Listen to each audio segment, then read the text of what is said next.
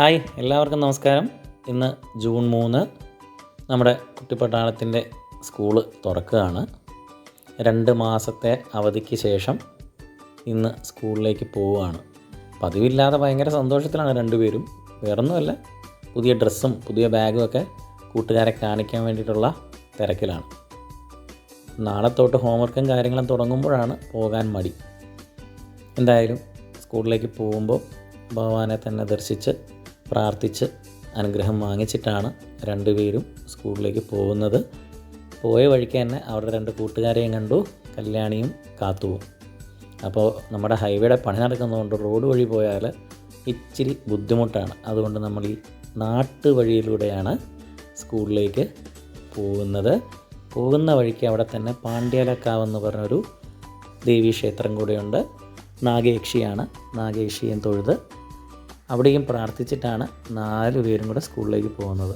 ഇതാണ് നമ്മുടെ സ്കൂളിൻ്റെ മെയിൻ കവാടം. LFLPS little flower lower primary school.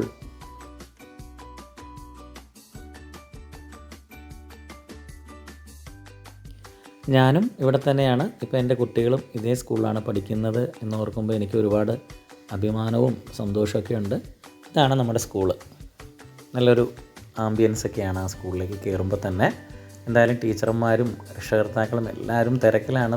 കൊച്ചു കുട്ടികളെ വരവേൽക്കുന്നതിന് വേണ്ടിയിട്ട് ബലൂണും എല്ലാം ഒരുക്കി റെഡിയാക്കി വെച്ചിട്ടുണ്ട്. പണ്ട് നമ്മുടെയൊക്കെ ചെറിയ പ്രായത്തിൽ സ്കൂളിൽ പോകാൻ തന്നെ പേടിയാണ്.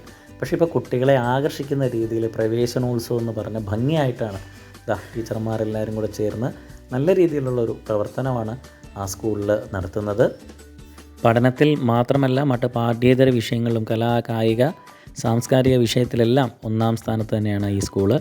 എന്തായാലും ഈ അധ്യയന വർഷത്തിലും കഴിഞ്ഞ അധ്യയന വർഷത്തേക്കാൾ മികച്ചതാക്കി മാറ്റാൻ ടീച്ചർമാർക്കും അതോടൊപ്പം കുട്ടികൾക്കും കഴിയട്ടെ.